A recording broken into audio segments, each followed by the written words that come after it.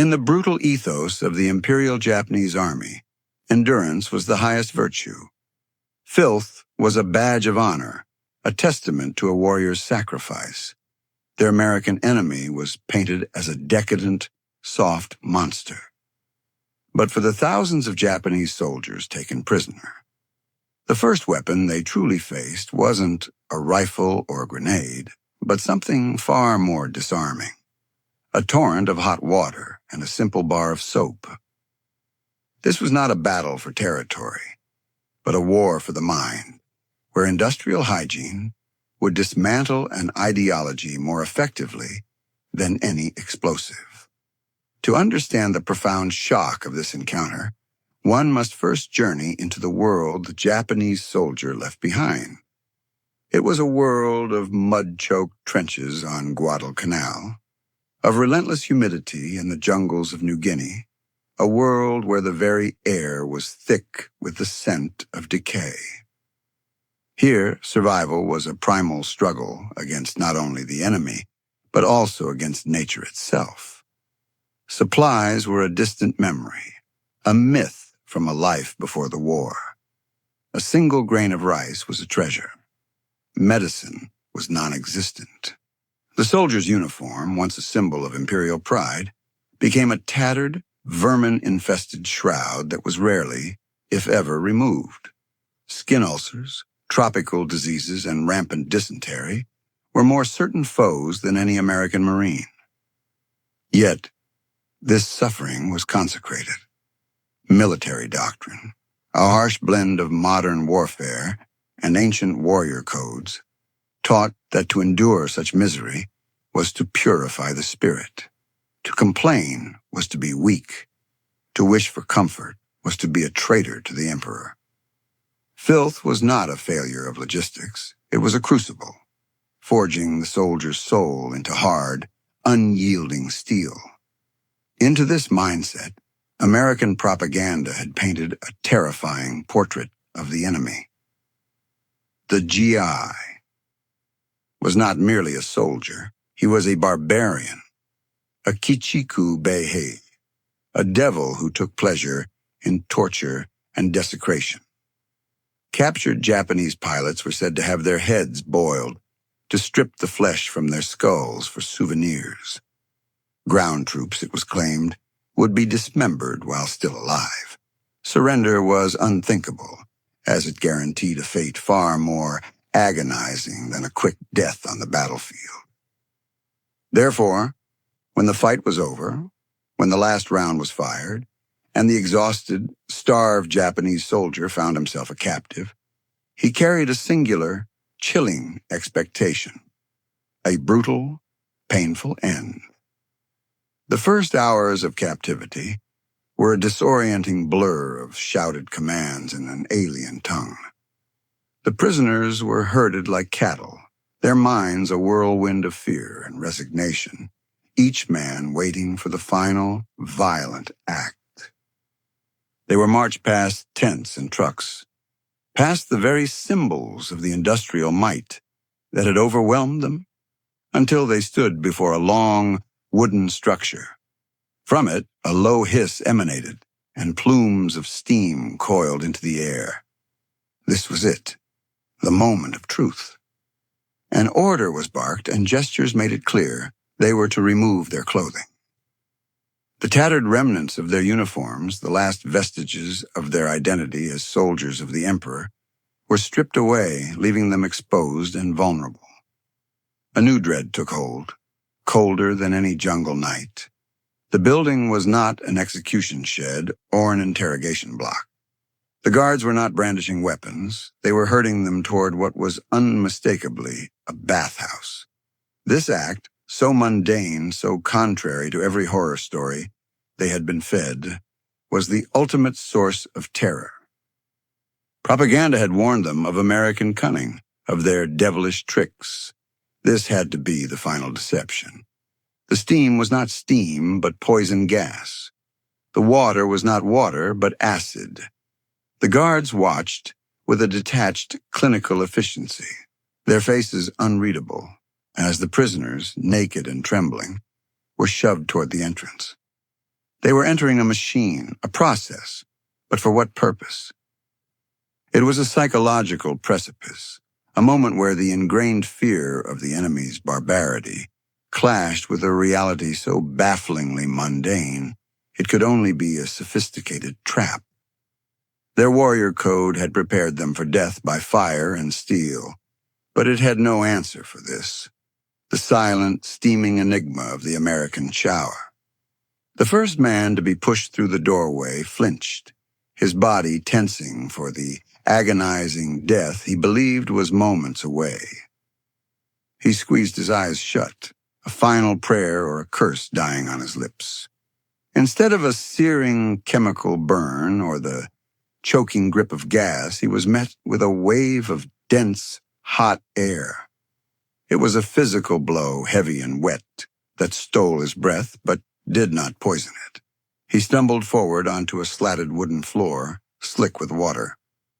All around him, a dozen metal pipes jutted from the walls and ceiling, each unleashing a hissing, conical spray. The sound was deafening, a roaring white noise that drowned out the guard's shouts and the panicked gasps of the men behind him. Tentatively, he opened his eyes. Through the thick steam, he saw the naked forms of his comrades being prodded into the chamber, their faces masks of sheer terror. The water cascaded down, hammering onto the floor, running in rivulets towards the central drain. It wasn't green or yellow with poison. It looked clean. A guard, his expression one of utter boredom, shoved a small, hard object into the prisoner's hand. It was waxy and white, with an unfamiliar, medicinal scent. The prisoner stared at it, uncomprehending. Was this the catalyst? The thing that would react with the water to seal their doom? He looked at the guard, his eyes wide with a silent question. The American simply made a rubbing motion with his hands and gestured impatiently at the man's body. The prisoner hesitated, then stepped into the nearest torrent of water. The shock was electric. It was not the biting cold of a jungle stream, nor the tepid rain of a monsoon. It was hot, impossibly, luxuriously hot. The heat seeped through his skin, a feeling so alien and so long forgotten that it was almost painful. It was a comfort his body had been conditioned to reject, a weakness he had been trained to despise. He stood frozen for a moment, letting the water pour over his head and shoulders, sluicing away years of accumulated grime. He looked down and saw the water pooling at his feet turn a dark, murky brown, carrying away the very soil of the battlefields he had survived. Hesitantly, he began to work the strange white block in his hands. It lathered into a thick, creamy foam, another baffling sensation. He applied it to his skin, to the matted hair on his head, and watched as more filth was lifted away. All around him, the same scene was unfolding. Men who had faced machine guns without flinching were cautiously, almost fearfully, washing themselves. The initial heart-pounding terror in the chamber was slowly being replaced by a profound and unsettling confusion. They were not being executed. They were being cleaned. The American guards watched on, impassive. This was not an act of mercy. Their demeanor was that of factory foremen overseeing a necessary, if unpleasant, part of a production line. This systematic, impersonal efficiency was more unnerving than overt cruelty would have been. It spoke not of sadism, but of a vast, unshakable system, a world of rules and procedures that operated on a logic they could not begin to fathom. For the Japanese soldier, this was the first true fissure in his worldview. His captors, the demonic barbarians of legend, were not torturing him. They were forcing upon him an act of almost decadent hygiene. As the minutes ticked by and the steam-filled chamber echoed only with the sound of rushing water, a single, terrifying question began to form in each man's mind. If the propaganda about their captors' cruelty was a lie, what else had they been told that wasn't true? As the men emerged from the steam-shrouded chamber, blinking in the harsh light, the disorientation deepened. The process continued with the same cold, methodical precision. They were handed coarse but clean cotton towels, another item of unimaginable luxury. In the Imperial Army, a soldier was lucky to have a single tenugui cloth, a thin piece of cotton used for everything from a sweatband to a wound dressing, and it was never truly clean. Now they were drying themselves with material thicker and softer than their own uniforms had been when new. Next came the medics.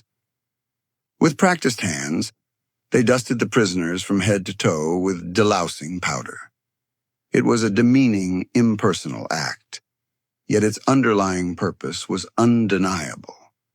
The Americans were not cultivating disease among their captives. They were actively eradicating it. Sores that had festered for months under layers of filth were examined, cleaned, and dressed with antiseptic ointments. For many of the prisoners, this was the first medical attention they had received in years. Their own medics, if they had any, were equipped with little more than spiritual encouragement and a dwindling supply of bandages. The American approach was the complete antithesis. It was a war waged not with bayonets, but with antiseptics, not with grenades, but with gauze. This was the American rationale laid bare. For the camp administrators, hygiene was not a humanitarian gesture. It was a cornerstone of military logistics, as vital as ammunition counts and supply chains. A sick prisoner was a liability.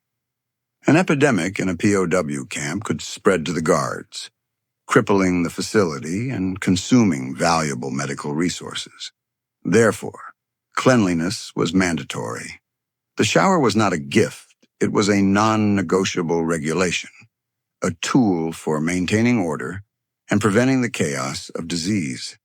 The Japanese soldier, steeped in an ideology where the individual's suffering was subsumed for the good of the collective, could not initially grasp this logic. In their world, enduring sickness was a sign of strength. Here, preventing it was a matter of policy. After the delousing and the rudimentary medical checks, they were issued new clothing, simple, loose-fitting fatigues stenciled with the letters PW. The garments were rough, but they were whole. They did not have the stench of death and decay woven into their fibers. To be clothed in something clean, something that did not crawl with lice, was a sensation that bordered on the surreal. The entire ordeal, from the terrifying march to the showers to the donning of new clothes, had been a systematic stripping away their old identity. They had been forced to shed the physical remnants of their life as imperial soldiers. The dirt, the uniform, the parasites, the untreated wounds. In its place was a new sterile existence. The Americans were not just imprisoning their bodies.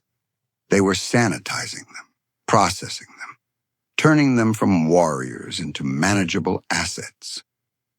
This relentless efficiency began to plant a new seed of doubt, one that went beyond the lies of propaganda. It spoke of a different kind of power. The Japanese military machine ran on spirit, on the sheer willpower of its men to overcome impossible odds. The American machine, it seemed, ran on something else entirely. An inexhaustible supply of soap, clean towels, medicine, and clothing.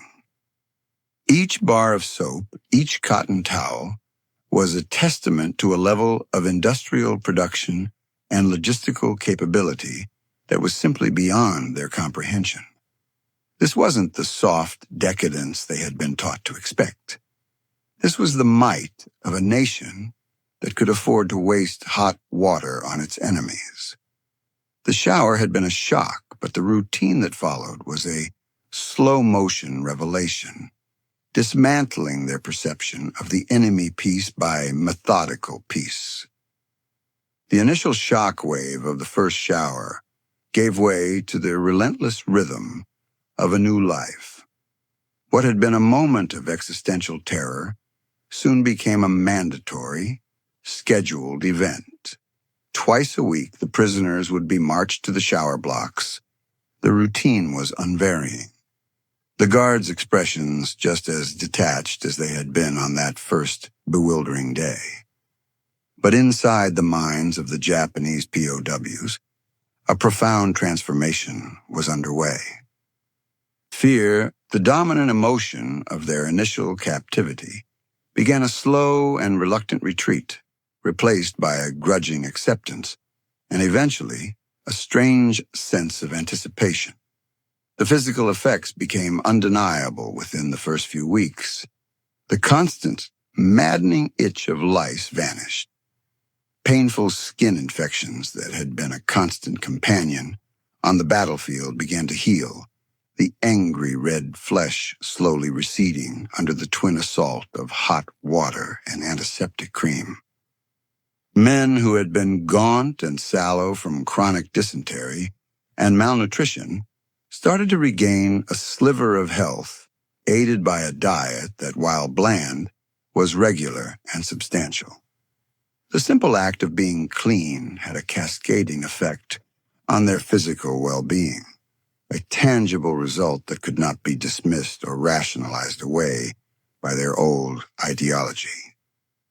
For a soldier taught that the spirit could conquer any physical hardship, the discovery that a bar of soap could achieve what willpower could not was a deeply unsettling revelation. This physical healing was mirrored by a psychological shift. The shower block, once a perceived gas chamber, became a neutral space, and then something more. It was one of the few places in the camp where the rigid hierarchy of prisoner life momentarily dissolved. Under the anonymity of the cascading water and thick steam, men were just men, stripped of rank, of past battlefield glories, and of the crushing weight of their uncertain future. For 10 minutes, the only reality was the heat on their skin and the roar of the water. It became a predictable, cleansing ritual in a life that had been defined by chaos and unpredictability. The suspicion that had plagued them during their first encounter never entirely disappeared, but it was forced to change its shape. The Americans were not trying to kill them with poison. That much was clear. But what then was their motive? The concept of hygiene for hygiene's sake remained alien. To the Japanese mind, every action had a deeper, strategic purpose. They began to see the mandatory showers not as an act of kindness, but as another expression of American power, a psychological one. It was a demonstration. The guards never spoke of it, but the message was clear in every clean towel and every full bar of soap. We have so much of this. We can afford to give it to you, our enemies. We can maintain this level of cleanliness in a remote prison camp, while your own army could not supply you with clean water at the front. It was a silent, irrefutable argument for the vastness of the American industrial engine. This realization was a slow-burning fuse. It forced the prisoners to confront the foundational myths of their own military. They had been told Japan's spiritual strength would triumph over America's material wealth. Yet here was the evidence, pouring from a dozen showerheads, that material wealth was not a weakness, but a weapon of overwhelming power. It could heal bodies, impose order, and most subversively of all, create a standard of living for a prisoner that was superior to that of a soldier in the emperor's own army. The routine of the shower became a quiet classroom, where the subject was the true nature of their enemy and the true reasons for their own defeat. The shower's symbolism grew more potent with each passing week, becoming a focal point for the prisoners' reevaluation of the world. It was a tangible manifestation of a power that was fundamentally different from the one they knew. Japanese power, as they had experienced it, was rooted in human endurance and the willingness to sacrifice. It was the power of the banzai charge of the kamikaze pilot, a willingness to trade life for a strategic objective. It was sharp, brittle, and finite. American power, they were now learning, was something else entirely. It was the power of mass production, of inexhaustible resources, of a system that could project its industrial might to the farthest corners of the globe. It wasn't about the individual soldier's willingness to die. It was about the nation's ability to produce trucks, planes, and, yes, even soap, on a scale that defied imagination. This wasn't merely a military or economic superiority. It felt like a force of nature. This dawning realization had a corrosive effect on the very philosophy that had sustained them through years of brutal warfare.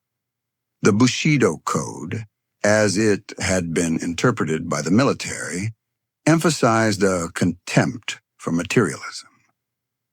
The true warrior was supposed to be indifferent to physical comfort, to find strength in deprivation. But the reality of their captivity presented a powerful counterargument. The well-fed, well-supplied American GI had defeated the spiritually pure but starving Japanese soldier. The nation that provided its men with hot showers and clean uniforms had crushed the nation that glorified filth and endurance. The simple, undeniable logic of it all was inescapable.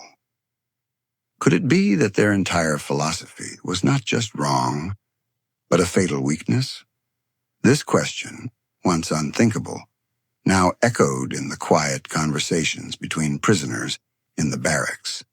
They began to talk, not just about the showers, but about the food, the white bread, the canned meat, things they hadn't seen in years. They talked about the American guards who, for the most part, treated them not with the expected savagery, but with a kind of detached professionalism, like workers handling raw materials. This stark contrast between the reality of their captivity and the horrific propaganda they had been fed created a deep sense of betrayal. They had been lied to, not just about the enemy, but about the nature of strength itself. The showers became a powerful, recurring symbol of this betrayal. It was in that steam-filled room that the first seeds of their old worldview were washed away, quite literally, down the drain. For many, this process was deeply shaming. They felt a profound sense of loss, a disconnection from the men they once were. They had prided themselves on their ability to withstand anything, to live like animals in the jungle for the glory of the emperor. Now they found themselves looking forward to the simple creature comfort of a hot shower. It felt like a surrender, a quiet admission that the decadent American way had a power and an appeal that their own Spartan existence lacked. The clean fatigues and the feeling of a scrubbed body were not just a physical change. They represented an ideological contamination. They were being remade in the enemy's image, one shower at a time. The physical health they were gaining felt like a spiritual sickness, an erosion of the Yamato Damashi, the Japanese spirit, that was supposed to be their greatest weapon. The camp wasn't just a holding pen, it was a re-education center. And the primary tool of instruction was not a book or a lecture, but the simple, relentless application of modern hygiene. As the war in the Pacific ground towards its inevitable conclusion, the dynamics within the POW camps continued to evolve. What began as a mandatory, fear-filled ritual had become an ingrained part of the prisoners' existence. The men who had once suspected poison gas now lined up for the showers with a quiet sense of order. The transformation was nearly complete. The camp administration's goal of disease prevention and control had been overwhelmingly successful, but the unintended consequences ran far deeper, leaving an indelible mark on the psyche of every man who passed through the system. The long-term impact of this experience cannot be overstated. For the soldiers who would eventually be repatriated to a defeated and devastated Japan, the memories of their captivity were a complex tapestry of hardship, boredom, and profound revelation. Amidst these memories, the image of the showers stood out with crystalline clarity. It was a memory that defied easy categorization. It was not a memory of combat, of bravery, or of suffering for the emperor. It was a memory of a fundamental, almost geological, shift in their understanding of the world. It was the moment the myth of their own spiritual superiority had evaporated in a cloud of steam. When these men returned home, they carried this knowledge with them. They had seen, firsthand, the source of America's true power. It wasn't just in the terrifying, destructive force of its bombers or the overwhelming numbers of its ships. It was in the mundane, in the ubiquitous, in the nation's ability to project order, cleanliness, and an abundance of resources even into a prison for its enemies. This was a power that couldn't be countered by mere fighting spirit. It had to be understood, replicated, and perhaps one day surpassed. This experience planted the seeds of a new way of thinking. The pre-war glorification of poverty and Spartan endurance seemed hollow and foolish in the face of what they had witnessed. The path to national strength, they now suspected, did not lie in rejecting materialism, but in mastering it. The future was not in the bayonet charge, but in the factory assembly line, in the power grid that could heat water, and in the logistical network that could deliver soap to the front lines. The shower was a microcosm of a different philosophy of life, one where the well-being of the individual component, even the lowest-ranking soldier or a prisoner, was seen as essential to the strength of the whole system. This was a radical departure from the Japanese military ethos, where the individual was an expendable cog in the machine of the state. The Americans, for all their perceived softness, had built a more resilient, more powerful machine by paying attention to the very things the Japanese leadership had disdained as weaknesses. The former prisoners became, in a sense, unwilling disciples of this new worldview. They had been given a harsh but effective lesson in the foundations of modern power. The memory of that first terrifying encounter with a torrent of hot water would remain with them for the rest of their lives, a symbol not of their defeat, but of their awakening. It was a deeply personal, unforgettable moment when the grand, abstract narratives of propaganda and national honor were washed away by the simple, undeniable truth of industrial might. Ultimately, the story of the Japanese POWs and the American showers is more than just a historical curiosity. It is a powerful parable about the nature of modern warfare, where victory is determined not only on the battlefield but in the factories, laboratories, and logistical hubs far behind the lines. It illustrates that the most effective weapons are not always those that explode. Sometimes, the most subversive and transformative tool of war can be something as simple as a standard of living, a demonstration of overwhelming material superiority that dismantles an enemy's ideology from the inside out. The Americans did not set out to win the hearts and minds of their captives through hygiene. Their motives were purely pragmatic, to maintain discipline and prevent the spread of disease. Yet, in pursuing this logistical goal, they inadvertently launched a psychological campaign of stunning effectiveness. They demonstrated that their way of life, their system of values which prized efficiency and sanitation, was not a source of weakness, but the very engine of their global power. They defeated the idea of the Japanese warrior spirit not by arguing against it, but by rendering it irrelevant with a torrent of hot, clean water. For the Japanese soldier, conditioned to believe that enduring filth was a spiritual trial, the encounter with the shower was a moment of profound cognitive dissonance. It was a direct, physical refutation of his training, his culture, and his entire worldview. The experience left an indelible scar, a memory that was both shameful and enlightening. It was the moment they understood that they had been fighting not just an army, but a civilization, and that the war had been lost long before they ever set foot on the battlefield. It was lost in the vast disparity between a nation that could barely feed its soldiers and one that could afford to provide its prisoners with daily necessities that felt like unimaginable luxuries. This seemingly minor aspect of the prisoner of war experience reveals the deep underlying currents of the Second World War. It was a conflict that pitted industrial capacity against ideological fervor, and the outcome was never truly in doubt.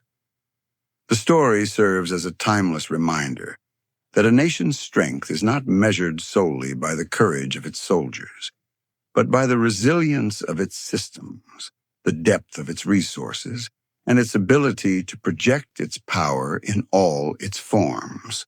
From the deck of an aircraft carrier to the nozzle of a showerhead in a remote prison camp.